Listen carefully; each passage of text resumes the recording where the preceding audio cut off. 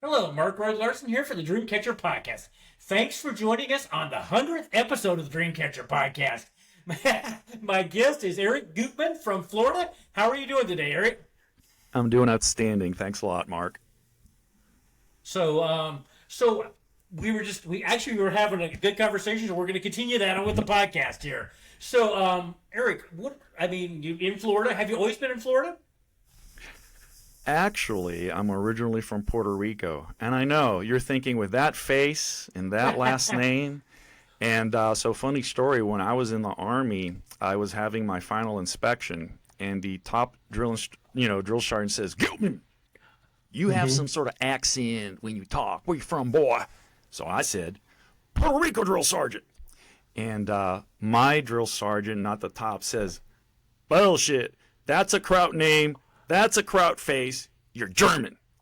And I go, what do I do? I mean, I'm not going to, if you tell the drill sergeant he's wrong, you know you're going to lose. Oh, yeah. So it just out of nowhere, I said, my father's Hungarian, my mother's Puerto Rican, so I'm a Hungarican.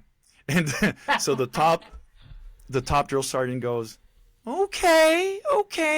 If that's true, then I want you to tell me how you load and unload an M203 in Spanish Go.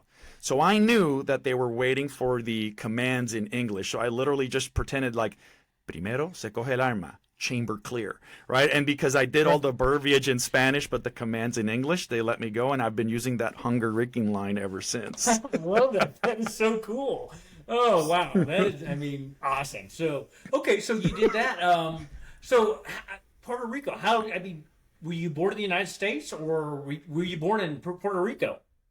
Yeah, so Puerto Rico is part of the United States. It's a Commonwealth. So I was born and raised in Puerto Rico. Okay. I went to university in Puerto Rico, and then I joined the Navy. I'm sorry, I joined the Army first as a journalist and public affairs specialist while I finished my university degree in physical education. I was then going to do acupuncture and oriental medicine in New York, and I was studying, and I came back from New York on September 10th, 2001. And so on September 11th, 2001 in Puerto Rico, I'm thinking I'm going to completely get out of the military. I'm going to commence a career in acupuncture and oriental medicine. Okay. My wife's, in that point, my girlfriend, right? But my wife's cousin says, "Oh my God, they just blew up the World Trade Center." And I'm going like, yeah. I was there yesterday, brother. Like, I saw them. I literally saw them with my own eyes. And then, we all did. We all saw the images. And at that point, I thought, acupuncture can wait. Because I think, all of America, it's funny because America feels a little bit divided and polarized right now. But after 9/11, America united. In a way that it hasn't united since probably Pearl Harbor. So I said, I'm not getting out of the military. I was a reservist at the time. In fact, I'm going to go active duty naval aviation. And so that's what I did. I was on my way out to do acupuncture and oriental medicine. And then I went in as a naval flight officer. I did airborne signals intelligence and reconnaissance. And after that, I was stationed in Spain. When I was stationed in Spain, because I knew Spanish, I became the guy that everybody came to work with the Spanish nationals, whether it was the Spanish Navy on base or just the Spanish telephone company. And I found out there's a program called Foreign Area Officer. And when I read the instruction, is like they want guys that understand the language and the culture so that we can build bridges between our Navy and what they call the partner navies. So they want you to choose an area. So I chose Latin America because I'm from Puerto Rico. Right. Yeah, kind of. So Spanish is my first language. I understand the culture. And I said, you want me to go and spend the rest of my career building bridges with the Colombian Navy, Ecuadorian Navy, Peruvian Navy? My wife's Peruvian. It's like, sign me up. And so the best kept secret in the Navy is the Foreign Area Officer program. I completely loved my time in the Foreign Area Officer program, even more than my time in naval aviation. Wow, that's cool. What did that entail? It must have been pretty good, whatever it entailed. You mean the Foreign Area Officer program? Right, yes. So it's really cool because you do one of three things. You're either like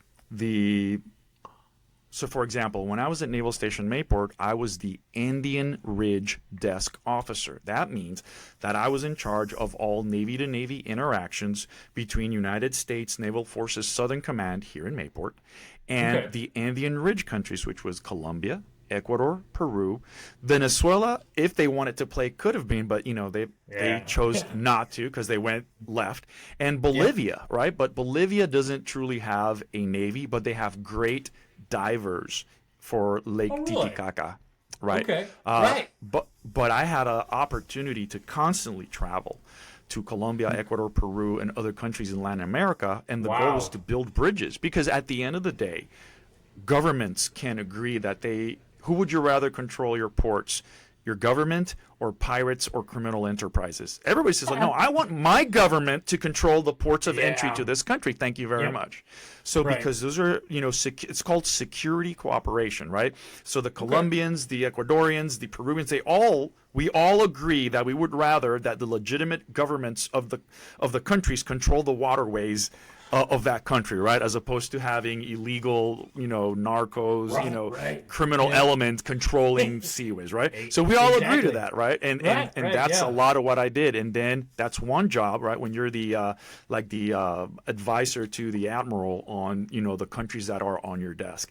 The other part of that is you get to go downrange, which is the fun part. And I've been working I was the naval section chief for Honduras for a while, and I did that to plan the visit of a hospital ship called the USNS Comfort, right?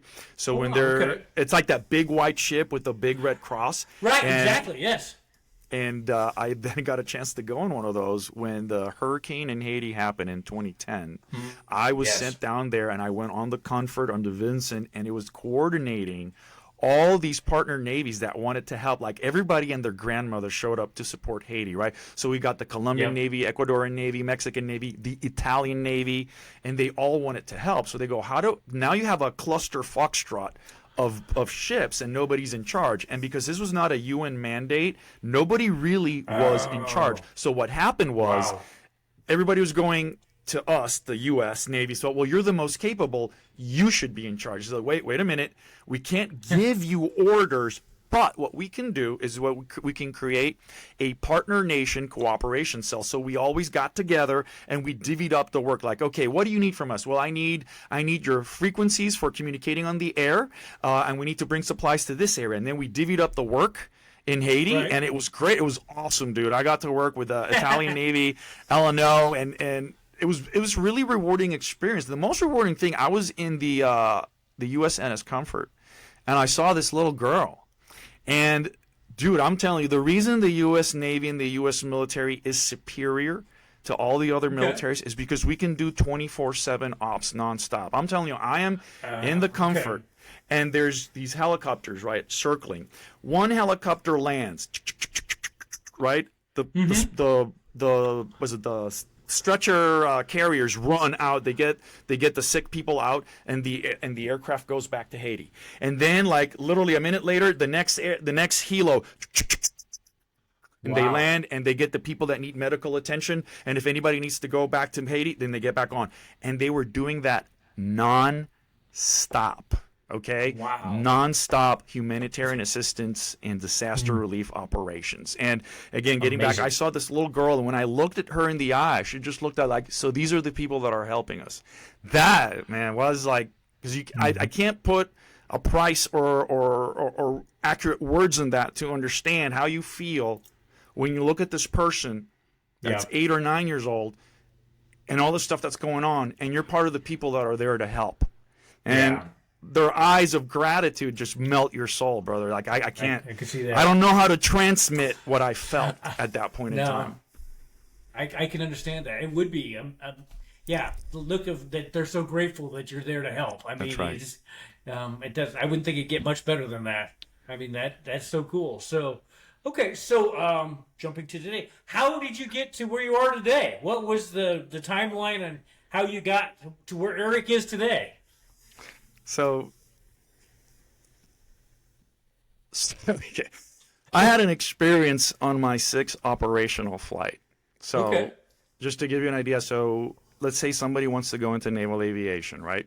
Okay. Well, it's going to take about 2 years to earn your wings. But when you earn your wings, you're still an unproven asset, right? So when I went on my first deployment, I'm still doing the lowest job, navigator. And on my 6th flight, we lost an engine. Oh. And so remember, I'm still learning how everything goes. And I remember just hearing this beep, beep, beep, beep, just really loud. And we're wearing headphones because, you know, inside the airplane is so loud, everything's through headphones. So I remember they were training me how to use the SATCOM phone, you know. And I hear the aircraft commander go, and he says, "We just lost an engine. We're going to have to descend to MANPAD range." And MANPAD means Man Portable Air Defense System. So basically a shoulder-fired Stinger. And he says, if you see corkscrew trail of smoke, let me know immediately because we have to take evasive actions, and it means we're being fired upon. And I shit you not, at that point in time, I literally thought I was going to die. And because I thought I was going to die, my life flashed before my eyes. And the only thing I can say is that at a very deep level, I said, I want to live. So when we landed, so of course I didn't die, right? Clearly I didn't die. Amen. So I was very, very grateful about that. But but what happened from that, this, like, I would say it's like a decision at the soul level that I want to live. I really want to live. I'm so happy I didn't die. I want to make the most of it, right? So I started to research everything related to anti-aging, longevity, and I stopped doing what would be called a traditional bodybuilding approach, and I started incorporating more things that were more health-minded and longevity-minded and always fitness-minded because, you know, in the military, physical fitness is a requirement, meaning if you take 3 physical tests and you fail them, they kick you out. You're done. Goodbye. So physical fitness is a requirement. Doing that started me on this pathway to how do I live as long as I can, as best as I can. What I started to notice after I was 35 is the thing that hurts most people, men and women, the most, is that there is holiday weight gain, right? So most people go on a sugar binge from late October to early January, right? Because there's Halloween, and we all eat our kids Halloween candy, right? Aren't you giving? Sure are you going to give Daddy some, right? Okay, and then we go into Thanksgiving. And then we go into Christmas, and in Christmas there's usually a lot of alcohol and sweets and stuff. So when most people show up on January 1st, they're 5 to 10 pounds overweight. And when you're over 35, those pounds don't seem to go away. So no, they don't. I started I went to an anti-aging seminar, and they were talking about the liver cleanse. And I noticed that when I did a liver cleanse, I would drop 5 pounds. So I said, okay, I'm going to nip this in the bud. If I start New Year's with a liver cleanse, I basically remove all the holiday weight gain, and I clean the slate. And that turned out to be accurate. Then I found out that I was in a cruise with my wife. And, when you're a cruise, you're a captive audience, right? So these 2 little 20-year-olds come out, and they say, how to have a flat stomach after 30.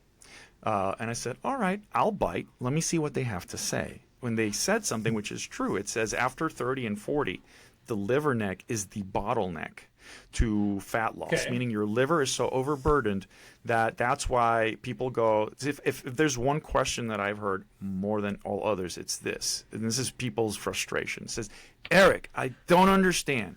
In my 20s, if I ever put on 10 pounds, all I had to do was eat a little stricter, work out a little harder, and within a matter of weeks, I could drop the weight. And then they go, now that they're 40, no matter what they do, they can't drop the weight. And if they ever do something extreme and they drop the weight, then they gain it back with a vengeance.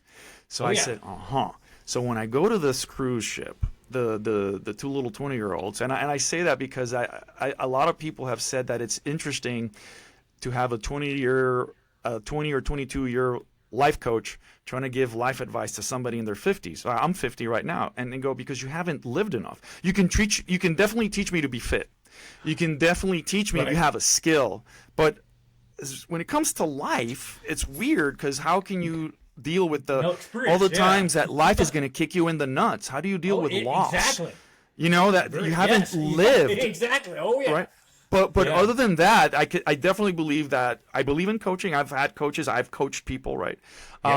But that's why I use that point. Well, show me your flat stomach when you're 40, not when you're 20, and then I'll listen to you. That's what I mean. But the problem was that they're saying that the liver is the bottleneck, but their solution is to take these $120 blue-green algae tabs for 3 months. I go, so wait a minute, you're telling me it takes 3 months and $360 to clean your liver? I don't think that's true. So that's when I said, wait a minute, I'm going to take the liver cleanse, which you can do in a day and a half, which I know drops 5 pounds, and which I know improves my health and performance. I'm going to make that one of those things where I'm nipping in the bud. The second component was I have a friend who I enjoy his company today. His name is Stephen Santangelo. He's in his 70s. So I'm 50, right? There's a couple people in their 60s and 70s that I look upon because they're traversed the road that I'm on, right? And one of the things he said that blew my mind, I remember this day, I was working in Miami in Southcom. He said, you determine your fat deposit rate for the day by what you eat in breakfast. And it goes like, what? No, explain that to me. He says, well, and he said, if you look at it from an endocrine and hormonal point of view, he said, if you don't turn on insulin, then you don't turn on 2 hormones. And I may get them wrong. I think one of them is ghrelin. But basically, the 2 hormones that insulin turns on, one has to do with hunger, and the other has to do with fat deposit. And I said, okay, well, how, something like going back to the human guinea pig, well, how can I try this out? What do you do? And he said, well, you can eat 4 raw eggs. So I said, all right, I'm going to eat 4 raw eggs and see what happens.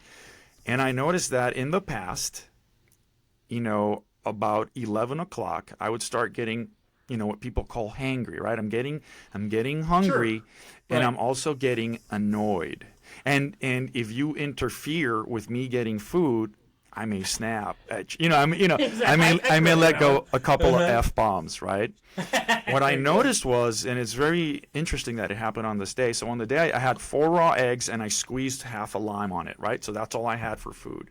And I'm finishing my work. I'm looking at the clock. Oh, good, 11. Now I can go. I wasn't hungry, but I was looking forward to going to eat. I wasn't angry. I was my mind.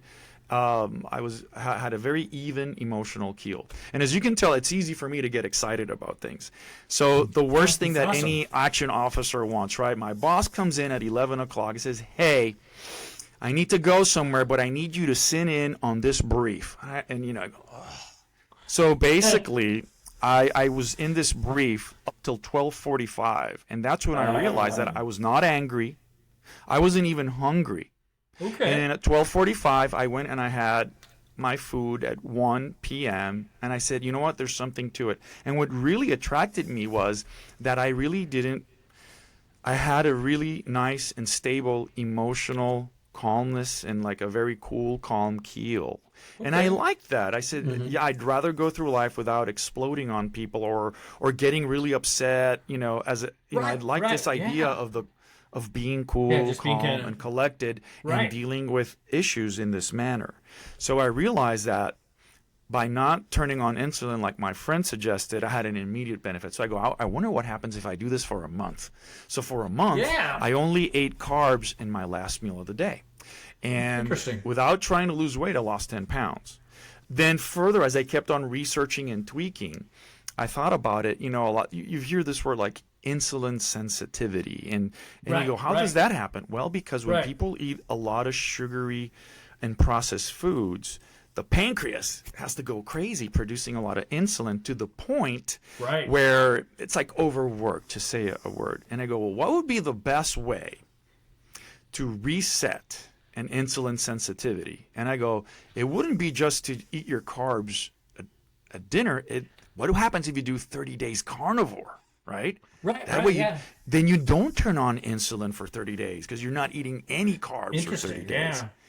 And I'm telling you, the first time I did it, and this is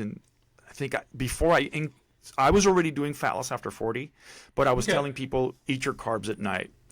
A friend of mine said, if you want to see if you're addicted to food, try to see if you can do 30 days carnivore. Because basically in carnivore, you're doing 30 days of eating one just food. So it's really an elimination diet. And if you think about what is the most nutrient-dense food out there? Well, red meat, right? Right. So right then and there, vegans will probably hate my program. But then again, usually vegans are not fat, right? Usually vegans think that thinness equates health. And if it works for them, absolutely great. But if a person is overweight, if they're willing to give a 30-day carnivore experiment a try, then I think fast after 40 would work great for them. If you're like completely opposed to eating any animal products, and this is not gonna you're not gonna like it. Right. But what I tell some people is like, well, if you're overweight, you don't have to tell anybody you're doing 30 days carnivore, right? If you lose 10 to 15 pounds in a month, then you can go back to eating whatever your preferred diet is. And again, it's only a 30-day experiment. The reason I really liked it is at that point in time, my son was having a little bit of anxiety, and I did not know he also was having gastrointestinal issues. Like most people in the military, I had a lot of, lower back and soft tissue pain issues. And it turns out that the carnivore diet is really good for three things, not necessarily weight loss, but for health. It's good to alleviate joint pain. It's good to alleviate gastrointestinal issues, and it's good to alleviate anxiety and depression. So, how you can't tell a teenager anything, right? So what I did was there was a very good interview with Joe Rogan and Jordan Peterson. And there's actually like a 20-minute clip where Jordan Peterson explains what it feels like to be depressed from Jordan Peterson's point of view, and how he had lost 50 pounds on the carnivore diet, and how he was completely off his meds. So what I did was I used strategery, right? I was in the sofa and with my wife next to me, and my son was on the far end of the couch, and I played it loud enough because I tell my wife, hey, I'm thinking of trying to do this, but I played it loud enough so that my older son could listen to it, right? So as he's listening to it, he goes, I want to try that. And I said, I'll tell you what, Max, I'm going to do it with you for 30 days. I already said I was going to do it, but now we were both doing it together. Right. And again, for me, it was great. I dropped 10 pounds without trying. Joint pain issues kind of went away. But in him, I learned that his anxiety went away, and that he had a lot of gastrointestinal issues, and they kind of calmed down. So what I do now, so it's funny because now when you follow the guidelines of a dogma, everybody likes you. The minute you deviate, then everybody hates you. I say, and I will do for the rest of my life, I begin every year with a 30-day carnivore reset. And I've adopted it for the rest of my life. When I get interviewed in carnivore places, when I say, well, I do 30-day carnivore, and then I finish with a liver cleanse, and they go, what's that? Well, I do this, and then I add organic green apple juice. Then I'm a pariah again, because you're drinking apple juice, and that's a no-no in carnivore. But, the whole way I see it is give 30 days of carnivore a chance. Some people, they stay on carnivore for 2 to 3 months because they're getting benefits from it. Some people, if all they want to do is lose 10 to 15 pounds, they'll do 30 days carnivore and with a liver cleanse, and then they go on the off-ramp. And in the off-ramp, they start adding foods one by one to see how their body reacts. But that's a very long-winded and circuitous route to how did I get from the inception to the coaching program. No, that's so interesting. I mean, that is so interesting. I mean, you give me lots of ideas because I struggle. Like I told you the other day, have always struggled with my weight. So this is very, very interesting. So very interesting. Well, here's something that you can do. It doesn't require anything. See when you have time in your schedule to do a 30-day carnivore experiment. So what do I recommend? I say get as many ribeyes and Angus beef burgers as you can, and try to see if you could limit yourself to those two foods for 30 days. And the only seasoning is salt and pepper. All right, so you're drinking water and coffee. I don't drink coffee, but I take guaraná tablets. But it would be you're drinking water, preferably distilled. You're drinking coffee because people need their caffeine, and you're eating red meat. And if you could, limit it to Angus beef burgers and ribeyes. That's how people get the most benefit, right? over time, after 2 weeks, you can say, yeah, you can add fish or chicken, but they're not as good because they're not as nutrient dense. And then again, after 30 days, you can start eating whatever you want, but I found that everybody that does a 30-day carnivore experiment at the minimum will drop 10 pounds. I had one guy who did nothing but ribeyes for 30 days. He dropped 25 pounds with no exercise, just doing this. That's amazing. There you go. That's something you can try right now. Because after you do it, then it's no longer Eric said or, well, Dr. Sean Baker. No, now like if I eat this way, I will get this result. And that way we remove faith, and now you know. Right. And it sounds like a pretty good diet, too. I mean, right. So much better than, there's so many diets out there that seem are much worse than that. That's a win-win. And get to eat ribeyes and lose weight. That's my kind of diet. Absolutely. So awesome. And so the funny thing is, like, the hardest thing about the carnivore diet really is the boredom. Because if you're most men will eat about 2 pounds of meat a day, roughly. And it doesn't matter if you eat 3 meals a day or 2 meals a day, especially when COVID hit and I didn't have to travel as much. We all got our little computer government laptops and we could work from home, and then when they needed you, you'd go there. I noticed that naturally because I wasn't going on a drive, and I think I started eating once at 11 a.m. and then once at 5 p.m. And I found that, it didn't matter. If I had breakfast, lunch, and dinner, it would be 2 pounds. If I had brunch and dinner, it would still be 2 pounds. It would be about 3 ribeyes, right? And it doesn't matter if you eat them all in one sitting or spread out. Really? 2 pounds is about the average for a man, right? And what happens over time is that you get used to just having 2 feeding sessions a day. So what I tell people is the first 3 days is the kid in the candy store stage, right? Eat all the meat you can as much as you can, right? For 3 days, you're like, this is great. And then I say after 3 to 5 days, without trying to force it though, but slowly, I say try to move into intermittent fasting, which is kind of like, what I said, have your first solid meal at 11 and your second solid meal at 5 or 6 p.m.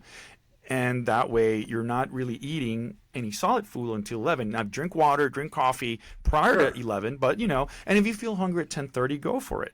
And then after about a couple of days like that, start trying to do a couple of days of 1 meal a day. And again, what people find is they eat the same amount of ribeyes, right? If you're eating 1 or 2 ribeyes at 11 a.m. and 1 ribeye at dinner, then what happens when you do 1 meal a day, or OMAD, is you're eating 3 ribeyes in one sitting, right? And so that's why we work through a month so that you gradually go from kid in the candy store to intermittent fasting to 1 meal a day. And that's what really works well with people, especially doing it gradually, removing, because there's never any caloric restriction. So we are limiting what you're eating, so you're only eating one thing, preferably red meat, but yes, you can eat deer, you can eat ruminant animals, right, like lamb, stuff like that. But what we're doing is over 30 days, we're kind of shortening the feeding window, but we're never doing caloric restriction. Interesting. That's very interesting. I'm loving this. So we got to the point. So you do coaching on this, right? So I think I told you this, but we haven't told the audience. So what happened was that, all these ideas were going on in my mind, and I was in another podcast where some people were saying how hard it is to lose fat after 40.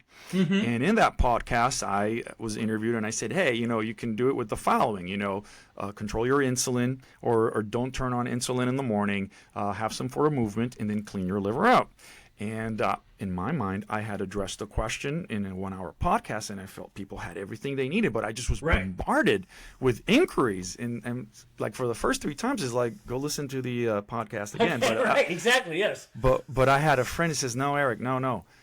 If people are asking you, it means they want you to develop the Fat Loss After 40 coaching program so that you explain exactly how you do what you do. You told them the what, and you told them to go figure it out, right? You told them, don't turn on insulin, or research carnivore. You told them movement, and then you told them a liver cleanse. You can Google liver cleanse, and there's plenty of liver cleanses out there. But what they want is they want to know what you did to get your results. They go, So I told you, like, I was in El Salvador as the Navy section chief in the U.S. Embassy. I went to get a massage, And literally, I just had a flash of insight. So I come from the massage, and I get on Facebook, and I go, Fat Loss After 40 online coaching program.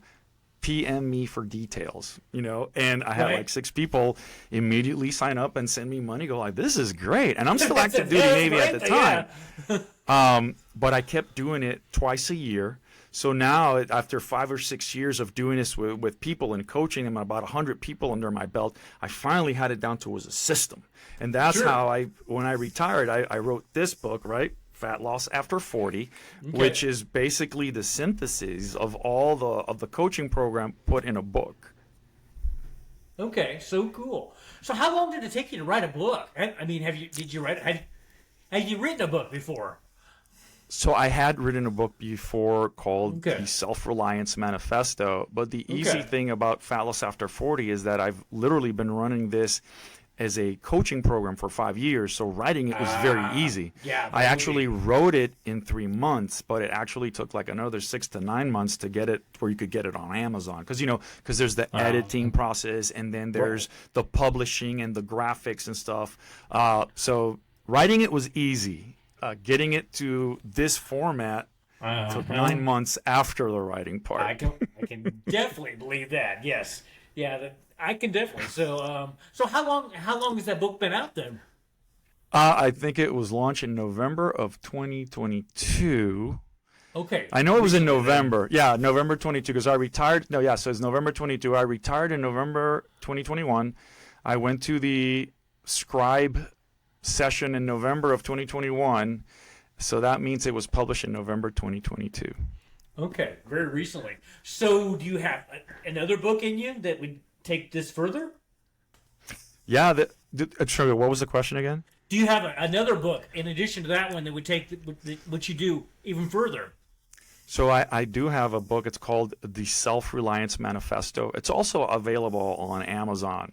Okay. And that's more of a mindset book because so that book came out very interestingly. I was reading a bunch of stuff, and I've been writing these quotes that I like, and I don't know where I read about doing writing as a practice. So I would wake up at 4 a.m., I would take one quote, and I would expand my thoughts upon them. Wow. And I had written 100 quotes, and by the time I was down to the 50th quote, suddenly this idea came to me, like, wait a minute, this is a book. There you go.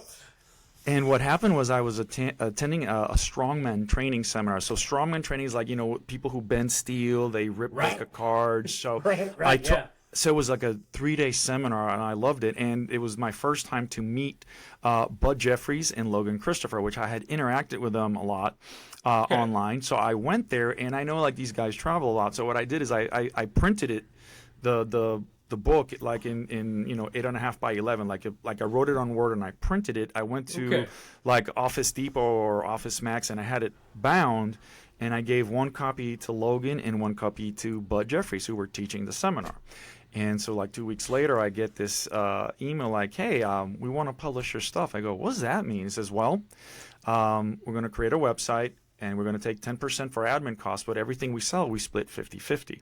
Wow. Right? Okay. And so I created a bunch of courses. One was Extreme Military Fitness, which is a bodyweight kettlebell program. And it's funny because Bud had, squat 1,000 pounds, and he even had info products on like how to squat 1,000 pounds. And I go like, Bud, but you're so strong and fit. Why would you want to publish like my stuff? Right. Right. Yeah. And it blew me off because it blew my mind because he said, if you had written a how to squat 1,000 pounds course, I wouldn't need that because I wrote that course.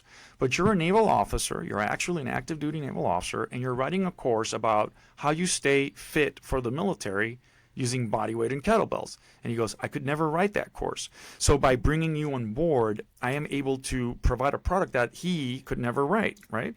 I go, okay, that makes sense. Right. And then I just started creating products that he would then distribute. And the sad thing is, like, unfortunately, Bud Jeffries died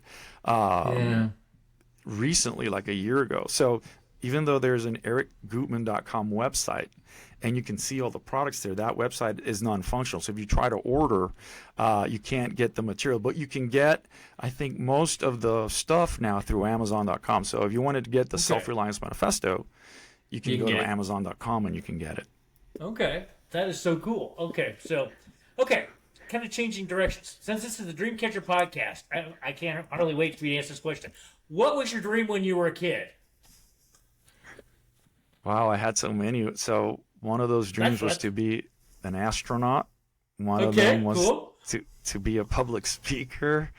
Awesome. One of them was to have a big family and to be happily married to one woman for the rest of my life. So I've achieved the last one, which is the most important I've achieved. You know, I married my college sweetheart and we have 4 kids together. Awesome. You know, when I joined the Navy in naval aviation, I was looking into the astronaut program because NASA takes a lot of military pilots, and I was a naval flight officer, right? Sure, But I was talking to the commanding officer of the Naval Aviation School Command, and he said that he had a lot of friends who were astronauts. He says, but you can't get in with an education degree. You need to get an electrical engineering degree or an aeronautical engineering degree. You need to have a science degree. Okay. And I go like, wow, like if that's what it takes, then I'm not going to do 2 years of an electrical engineering degree. At that point in time, I would do it now, but at that point in time, I was too busy because I was literally going into aviation, and then I was going to my squadron, and they were flying missions overland Iraq, and it's 2004, right? Yeah. So I didn't have extra time to get a master's degree, right? Right. Exactly. So that desire went away on its own. Interestingly, nobody remembers, and I remember because I remember. You asked me about my dream. I wanted to be an astronaut. You know what George Bush's Jr. promise to the American people was before 9/11? I don't. What did he promise? He promised that within 10 years we'll have a manned mission to Mars. Wow. Well, so you asked me, what was my dream? To be an astronaut. I hear the president saying, goal is to get somebody to Mars. I want to be on that mission, right? But then 9/11 happened, and talking about changing everything. Forget the mission to Mars. It took Elon Musk to revive that, right? But then again, as you mature, your dreams and desires change, right? So I don't want to leave my family alone for 9 months on my way to Mars, and then 9 months on my way back, right? So if I had to leave my family alone again for 2 years, then I'm gonna opt out. I can see that. Yeah, and your dream does. I mean, definitely. So with what are your kids' dreams? I mean, you're such your vibe and everything. I can't imagine they haven't picked up on dreams that would be pretty awesome too. So I'm gonna tell you like a really awesome thing. Okay. So I retired out of the Navy, and I had a bachelor's and master's degree. Now, military people have something called the GI Bill. Anybody that served in the military, and it provides for 36 months of education. My oldest son, Max, the one who did the carnivore diet with me, was studying a psychology degree. And he said he just didn't like it. He wasn't happy. He wanted to learn a trade. He wanted to work with his hands. I live very close to a school that teaches the electrician degree. So my son is taking the electrician degree with, goal to become a master electrician. And I'm sitting right next to him as another student using my GI Bill. So I'm a 50-year-old retired naval officer in there with all these young kids. But interestingly, there's four military dads taking that school with their kids. So cool. And I think a lot of parents that are able to survive the military with, 2 legs, two arms, your sanity somewhat, and your family, you say, you know what, I really want to make sure that my family now is my number one priority. Because when you're in the Navy will tell you where your body is going to be. So if you tell your wife, let's go out to eat next week, and the Navy says, no, you're going to go Djibouti, then your physical body will be in Djibouti, and there's nothing in, that's the way it goes. So when you retire and you go like, I'm so lucky to me, the military was a positive experience. And it was funny because I was talking to somebody like, hey, there's a lot of people leaving the military and their experience was not that positive, meaning that they may have PTSD, they may have a lot of body and medical issues, right? And I have a lot of soft tissue pain issues, but I can deal with them naturally, right? That's why I have a stretching regimen from like the Navy SEAL stretching regimen that David Goggins talks about. It's actually called Ultimate Human Performance, developed by a guy, Joe Hippensteel, who's actually a civilian,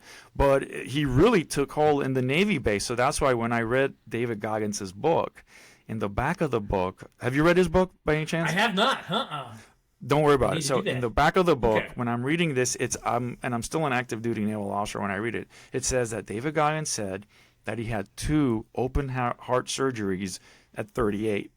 Oh, And wow. he was making peace with, well, if he dies at 38, then at least he lived more in those 38 years than a lot of people live when they're 80. Oh, a lifetime. Yep. And then there's this part in the book where he says, but that he remembered there's this guy, Joe Hippensteel, that would go to the San Diego Navy base, and there was a range of motion stretching regimen that had prevented over 400 surgeries in Navy special warfare. So I go, what is the system and how do I learn it? Exactly, And, yeah. So I flew to San Diego, and even though the guy's he's not a Navy guy, he's a civilian, but he teaches in the San Diego Navy base with the SEALs in the kind of like the unclassified gym that they use. He does a lot of the stuff there. So I took the instructor course, which is great because you did the 3 hours that the regular people did. Then you had 5 extra day with 20 contact hours with the Navy SEALs. And I was there fixing SEALs, teaching them the range of motion, doing like the pressing on certain parts to release the tension there. And it was amazing. So I practice that now myself. And that's how I don't have to take Flexeril and OxyContin or the ibuprofen. Wow. I mean, the military sends it to me. The VA sends me these pain meds. I've only had to use them twice in the last year and a half. And it was because I was traveling and I didn't have the time to stretch and I needed to go to sleep. And that's the only reason I took those pain meds. Wow. That is so... this is so interesting. So interesting. So, okay. So, going the other direction. What does 5 years look like? What goals, dreams do you want to be accomplishing or have accomplished in 5 years? It's funny you asked me that because I was making a lot of my plans for what I wanted to do when I leave the Navy in 2018 and 2019. So all these plans, what happens in 2020? COVID, right? Yeah. So all the plans yeah. were no longer jiving because I'm either going to go in one of 2 directions. Either I am not going to go public. I'm going to keep it invitation only with all the people I've worked in the past. And you can only come to me if you're one of the guys that one of my previous coachees says, hey, this guy wants to come in and I'll bring him in. Or I will explore, putting a public website and expanding my presence. And right now I'm undecided, to be honest. Because I saw this David Goggins interview where he said, what's your day like? And David Goggins said, well, he runs for 2 hours, then he goes for the gym, and then he'll stretch for 2 hours, and then he'll meditate for 2 hours. And I go, I like that. So if I have to choose between 40 to 60-hour work weeks to set up a new business versus the David Goggins monastic lifestyle, I say, well, I can keep it small, invitation only, True. keep making the program better every single year. Because here's the thing, like, what would I do with the money, right? I would take the Wim Hof instructor course. I would take the Laird Hamilton instructor course. And then I would incorporate that into next year's Fat Loss After 40. So every year, Fat Loss After 40 gets better. There's something added. So that's my personal reward because I'm doing this to live as long as I can, as best as I can. Amen. But I realize that if you had 2 books if you go to Barnes & Noble, and there are 2 books side by side, and they had the exact same content on the inside, but one book is titled Fat Loss After 40, and the other book was titled How to Live as Long as You Can, as Best as You Can.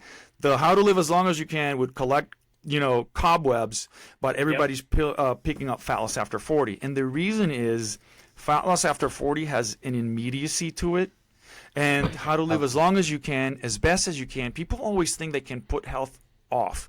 I'll deal with that later. I'll eat good later. I'll get good sleep later.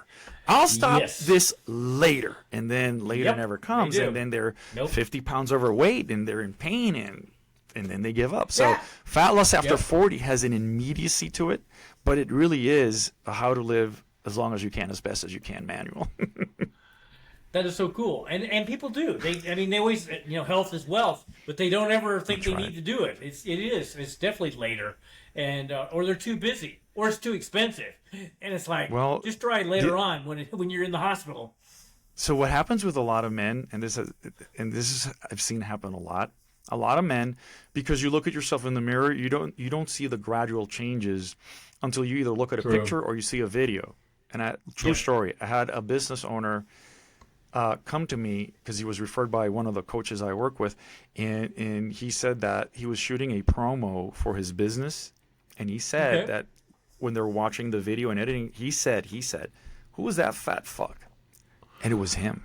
Oh, wow. And he felt so disgusted with himself that he says, I can't shoot a video of my company with that image. And so he was referred to me. But men use that word, disgusted. I'm going to give you another example. I had a friend who I served with in United States Southern Command, and he had been an EOD, which means Explosive Ordnance Disposal. Now, in the Navy, EOD is trained by the Navy SEALs, meaning EOD in the Navy has the Navy SEAL level of fitness. Now, this guy got out of the Navy, got a civilian job, a government job at U.S. Southern Command as a political military analyst, just like me. And he was also working on his master's degree at University of Florida, right? Or University of Miami, I'm sorry. And he was only sleeping 4 hours a night. So he put on a lot of weight. So when he finally graduated with his master's degree, he said that he felt disgusted, right? That's the word men use. And he wanted to start working out and getting his life back. Well, because this guy had such a strong mind, right? He goes into when I was trained by the Navy SEALs, he went there. But he took his 30-something untrained body with the 50 overweight pounds, and he literally ruptured his liver. I think he was flipping tires with such intensity because he had the mental fortitude. Just his body had weakened. So he ruptured his liver, and he had to go into like the emergency room or something. And that's why in my program, I forbid people from exercising for the first 30 days, and they still drop 10 to 15 pounds without any exercise. Wow, that's interesting too. No, and the pain that had to be, and I can see that. Your mind, you still are able to do that, but the years have definitely come on, and that's true. So, wow. I mean, that just, I can relate with that, and I also can relate with being disgusted, because it does. It comes on slow enough, and it's just like, where did that weight come from?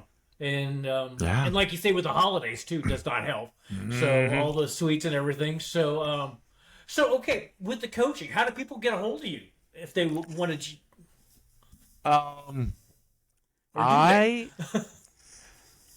So after, with COVID, everything changed. So I'll be honest, like when I started this coaching program on a whim, I literally would go on Facebook and I say, Fat Loss After 40 online coaching program, PM me for details.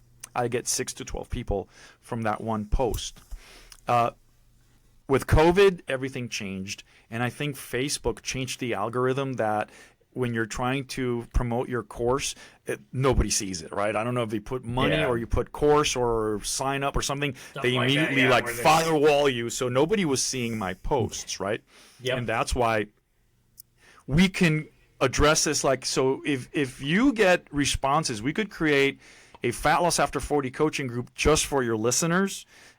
Small group, 6 to 12. Right. If you want to see the program, you can go on Amazon and get Fat Loss After 40. But I will probably launch the Fat Loss After 40 coaching group in January. I may do a trial run now because here's what I found out. When I coach people on Fat Loss After 40 and I am not doing the program, I have to deal with a litany of excuses.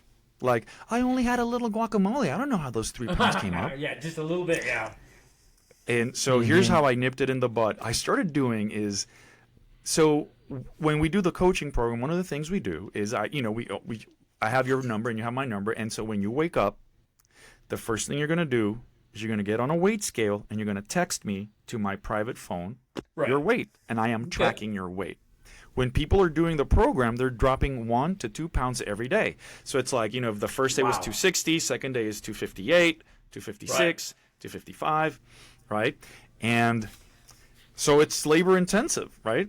So what I'm thinking of doing is doing a Fat Loss After 40 in January because I always do it personally in January, and that's how I minimize stragglers, because when I wake up at 5 a.m. and I put a picture of the weight on the scale, all of a sudden people are not cheating. All of a sudden people are able to stick yeah. with the program miraculously. Yeah. I don't have any slackers or stragglers. Yeah. Because I'm saying, like, I'm doing carnivore 30 days. That's what I'm asking you to do. It's amazing. It's like a miracle. Now, like, if somebody says, I want to do it in December, and I'm eating sweets in December for some reason, which I can't explain, they'll have a lot of cheat days, and they'll have a lot of setbacks. But when I'm doing it, it's miraculous. Like, everybody succeeds.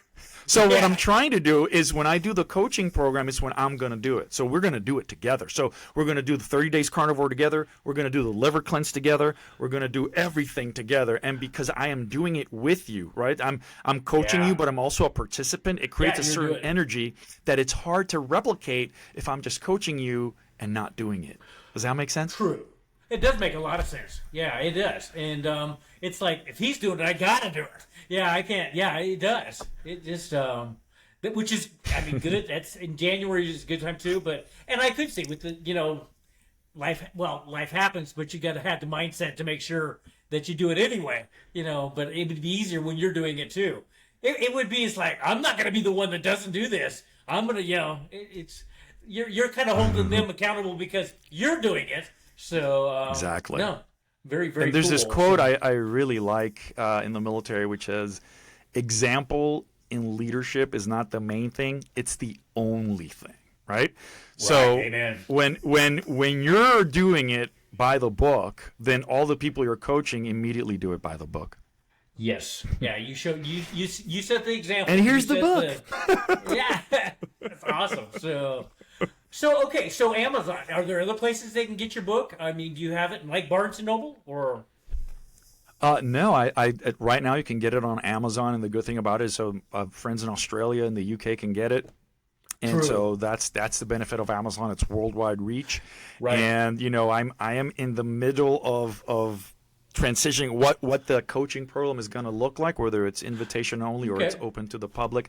I am thinking about creating a website where I literally do all the coaching sessions in video, and it can be one of these things where you pay one time, you have lifetime access, you can do the videos at your own pace, and of course that would be a lot cheaper than private coaching where we're actually talking live, right? And so I am in the middle of filming all the videos, because the videos have something that's not in the book. So when I took the Ultimate Human Performance instructor program, we were asked, and I didn't sign a document, but I'm saying, like, if I gave my word, I gave my word. He asked us, please do not put the Ultimate Human Performance System in print. Please teach it.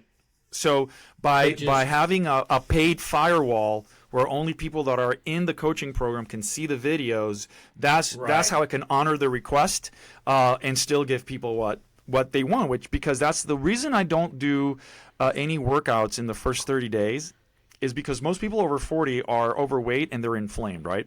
And it is tempting to say, I'm going to work out my way out of this fatness. I'm going to train so hard that the fat is going to be. And that's not going to happen. What's going to happen is you're going to get injured, especially if you're over 40. So by starting with a elimination diet to reduce the inflammation so that your joint pain starts going away and you start dropping the pounds.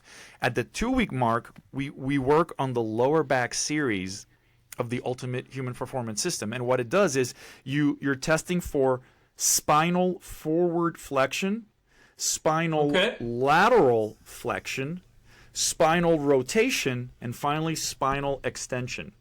And you're fixing the range of motion in those 4 ranges. And what does that mean? So, for example, if you could imagine this is a person, the goal would be, if you're sitting down on the floor and this is your head, to get your forehead to touch the floor. So if you have that, you're protected for forward flexion. Now, what happens if you don't have it? So let's say you're trying to reach the floor and you can only get up to here. And you're like, ugh, right? So what happens if you have a military person in a Humvee and there's an explosion in the back, and this is only as far as he reaches, but he's forcefully thrown like that. Not gonna be all good. The muscles are going to rip, right? Because you Right. don't have that range of motion. But what happens? What happens if you have the range of motion? Then you're just thrown forward violently and you're okay. So it's a way to both protect yourself, get out of pain, improve performance, and it's a way to prevent surgeries, because these things over time is what, I mean, it's amazing how many of my naval officer friends are having hip replacement surgeries and shoulder replacement surgeries. I'm going like, I still have all my pieces, man. Like, I'm lucky. Like, but I've been doing this program both, with the liver cleansing and the limiting my insulin, and then the stretching regimen, and that's part of fat loss after 40. That's what I'm saying. It is fat loss after 40. I don't want to give any impression that it's not. But what it's really, really behind it, it's really how to live as long as you can, as best as you can. Amen. Yes. and that's what everybody wants. Yeah. I mean, it's just, and then it's even better for you to catch the people that are late bloomers. They can catch their dreams even then. That's right. Because they tell everybody it's never too late. I mean, a lot of people think, I'm a certain age and I can't do it anymore. It's like, forget that. You can do anything. Everything's possible. And this makes it even more likely, that they would go forward because they're going to feel good. And, no, it's talking about a win-win. I love that. So, and that's you bring up a really good point, because, for example, the first time I took a personal training thing, it was with ESA, right, International Sports Science Association, and I really did it I really wanted to meet Dr. Fred Hatfield. So Dr. Fred Hatfield had written a couple of books, which I had. One was Empower, and he was called Dr. Squat. And the reason he was called Dr. Squat is because he had a PhD, and he's the first person credited with squatting 1,000 pounds in competition. All right? Wow. So I really wanted to meet the guy. And he said something that I find is extremely accurate. He said, if you meet a person that's overweight, and we're going to train him for 3 months or something, he says, you ask them, what do you want? They're going to say something like, oh, if I could just drop 20 pounds, I'd be happy. Yep. So it's a very small... And it's because they don't know what's possible for them. But he says you take that same person and you drop the 20, 30, 40, 50 pounds. You give them conditioning. You give them strength. And you ask them that same question after 3 months. And what happens is they start connecting with their childhood dreams and desires. I'm going to give you a real example. I had a lady from Australia, and she was 50 years old when she took the Fat Loss After 40. And the reason she took it was because I think she was a mental health professional. And she had spent 50 years working on the mind and coaching or giving therapy to others with mental issues. And she said she had kind of felt like she neglected her physical body.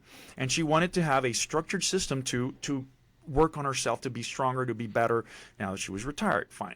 So all my clients become friends. So I think a year later, after she had done the program, we were talking, and she said, no, but I really like the structure of the system because you were there, and there's always a goal you're achieving. And it's just sometimes when I'm by myself, sometimes she gets a little bit lazy or something like that. And I said, but what did you really want to do? Right? And then she goes, Eric, I've always wanted to do elite level masters rowing in Australia. Oh, wow. So here's the thing.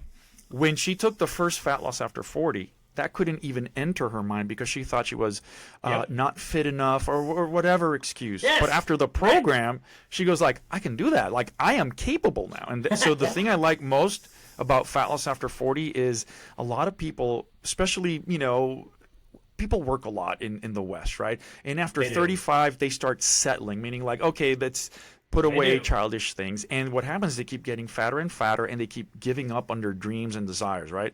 What I love most about this is taking people that are kind of like, well, if I could just lose 20 pounds.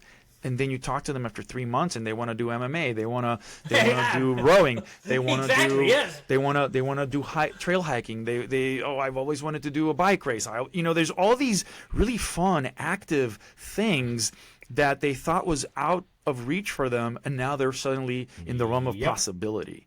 And the funny thing is that sometimes the opposite happens. How the guy was telling you, the business owner who was disgusted with his fat body, after we finished, he said what he really liked is that he now had an at-home training program. Because when I have my coaching clients, I usually give them for free my Coach the Extreme Military Fitness Training course.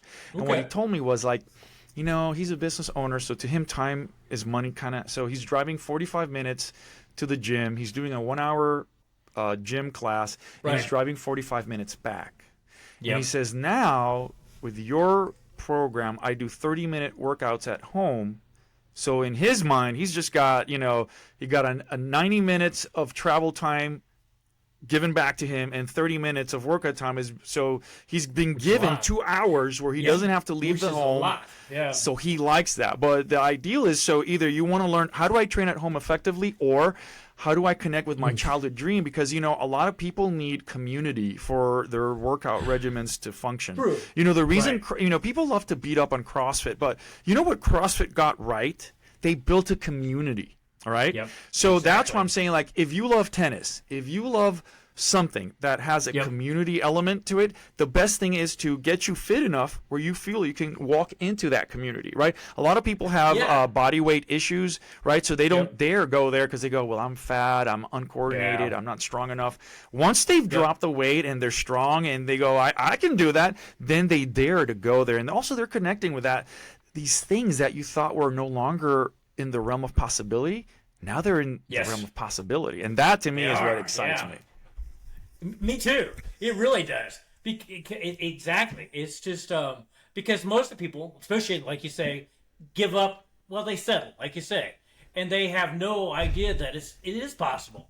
And I'm going to tell you, I'm actually 60. So people are like, why aren't you retiring? Why aren't you doing whatever? You should be, doing quote unquote for your age. It's like, why would I want to ever do that?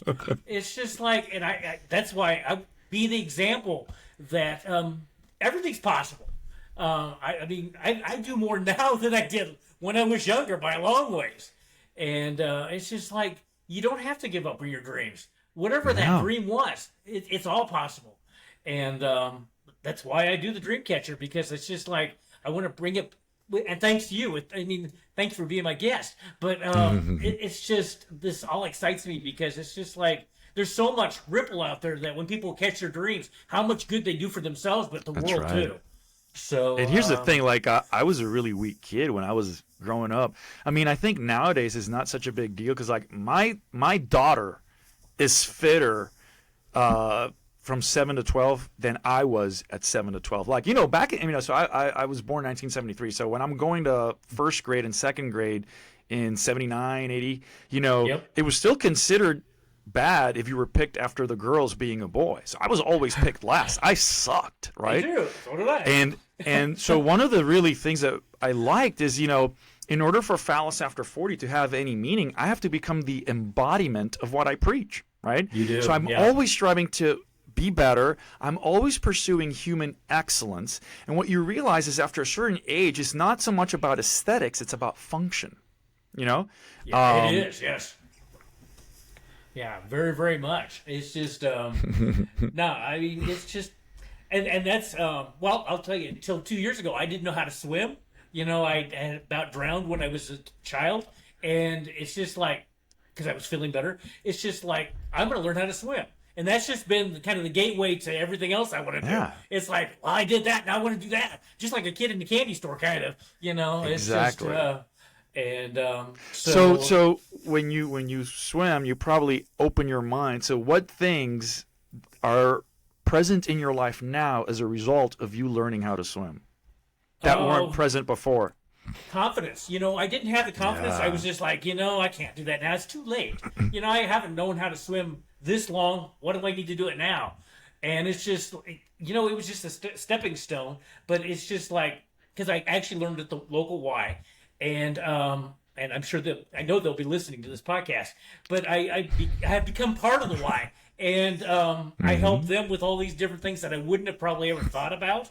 It just opens the potential. Maybe skydiving now. It's just everything. It definitely it changed my mindset because I thought I'm getting older. Why would I want to do that? And different mindset, definitely, and that I can do anything. Yeah, because I still had that feeling when I started trying to learn how to swim at the time where I was almost drowning, and it took quite a bit of mindset to get over that feeling. But it's just like, okay, I got over that feeling. Now I can get over this, and I guess how to tackle goals that I have. Kind of how it's like, okay, this is how I did that. That's how I'm going to do this, or approximately. So. Yeah, it's been a win-win. And then the people along the way that I've met too. It's just, you can tell I'm excited about it because it's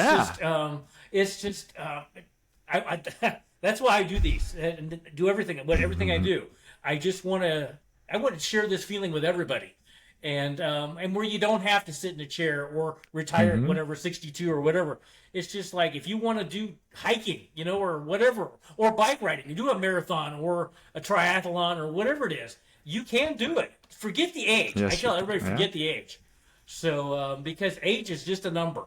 And, look at these people that are, around 100. There was a lady the other day that she was running track and was 106.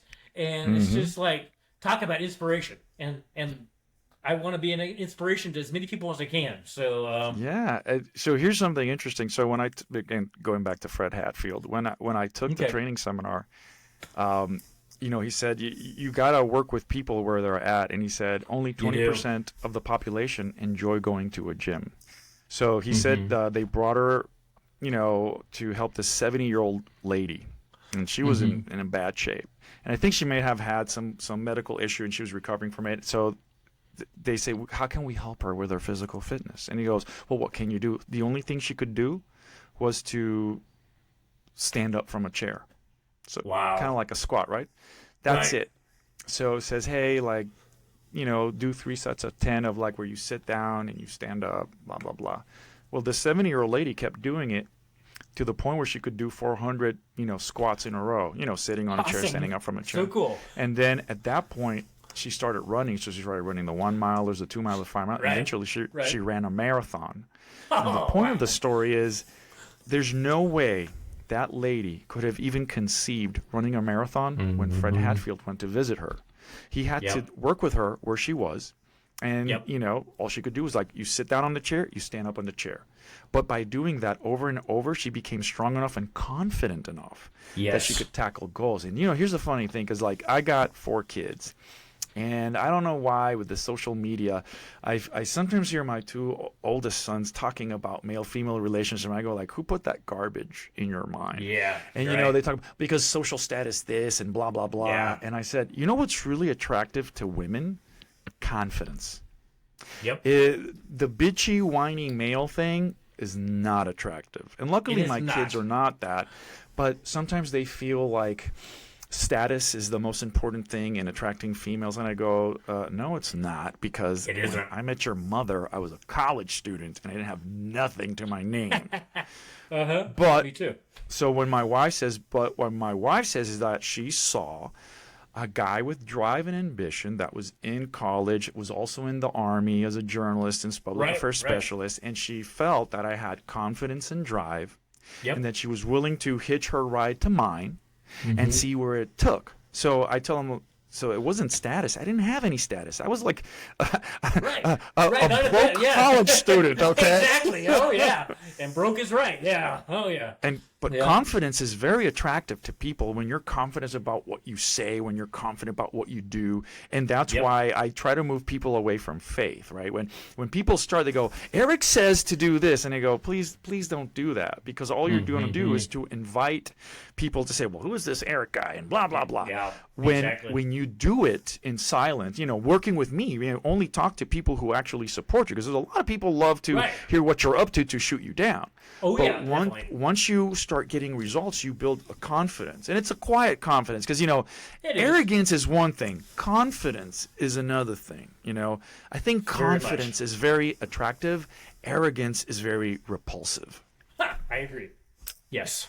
Yeah, very, very much. So, yeah, it's all about confidence. If you have confidence, you basically know that you're going to go, whatever goal it is or whatever dream. It's like, I'm going to get that. And that's one thing I run into people. It's like, it must have been easy for you to do what you've done. And it's like, nothing worthwhile is easy, but you just have the mindset nothing stops you. You just keep going. That's right. And and each level is going to be new things to try you. So, but that's how you build. That's how you grow. And but if you have the confidence, you're gonna still growing and go to the next level until you get to where you want to be. And then probably at that time you probably want to do something else too. Exactly. But yeah, confidence is definitely what it's all about. And this has been such a great podcast. Thank you. So So before it had to be good because it's the 100th podcast, right? It does. It had to be good. We knew before going into it was going to be. So is there anything else you'd like to let the audience know that you're doing, or anything else? Well, I would just say, if you like what we've talked about, you can get Fat Loss After 40. It's extremely available. It's $15 for the paperback, and I think like $7 for the Kindle. If it resonates with you, then stay tuned, because then the coaching program is going to come along, Cool. and that's down the pike, along with other things. I'm also Okay. I'm working with veterans organizations, so I'm Nice. providing the ultimate human performance system to a local veteran group called Task Force Hydro 1, and Okay. I did it especially to eliminate the lower back pain, because rowing stresses the lower back, and they all loved it, and that has led to other things. But I will say this. I will go and do the lower back series for free to any military installation if you get me there. And here's an easy way you can do it for free. Military aviation have to do training flights. You always have to do training flights. I live here in Jacksonville. I can drive to Naval Station Mayport or Naval Air Station Jacksonville. If you're a military or VA person and you want me to go and give a free lower back seminar wherever you're at, if you can pick me up at Naval Station Mayport or Jacksonville and fly me to your base and fly me back home, I'll do it for free. Now, because I always want to do a free version for military, because not everybody's got a budget to pay for flights and hotels and stuff like that. Yeah. And from there, I'm working a lot of with veterans organizations. So that's evolving. I don't know where that's going to end up, but I like it. So I may just end up doing 50% veteran activities and then 50% Fat Loss After 40. That's awesome. That is so awesome. So I love that. So do you have a podcast? I don't have a podcast yet. I mean, I literally retired like a year ago, and then 6 months to get the book rolling, and so I'm starting the ramp up right now, and that's why sometimes when I look, going back to that David Goggins thing, I go, if I need to do 40 to 60 hour work weeks to get this off the ground, then I'm gonna go invitation only and disappear. Yeah. I hear you. I hear you. No, yeah, I definitely hear you. So, that's so awesome. So maybe if you would consider it, have you back on a follow-up podcast sometime down the line? Absolutely, it would be my pleasure to do so. Okay. Well, thank you, Eric. I appreciate that. That is so great. I've enjoyed this podcast. It's been awesome, and I enjoy. I mean, like I said earlier, your vibe is so cool, and I think we're a lot on the same page about the helping people and everything. So I think that is so cool. So on that, I'm going to end it there. And thanks for being my guest and joining us today on the 100th episode of the Dreamcatcher podcast. And that means I'll have to be there for the 200th podcast, the 300th, all the way to the 1,000th. I will take you up on that. Okay, we got it right there. I will look forward to you being on the 200, 300, and going forward then. Absolutely. Awesome. That is so cool. Thank you. I Absolutely. appreciate that. But on that, I will end that, and thank you, and we'll talk to you on the 200th. Absolutely. You can talk to me sooner than that, but So we'll do that. Okay, that sounds good. That I will do too. So thank you, Eric, and have a good rest of your day. Thank you.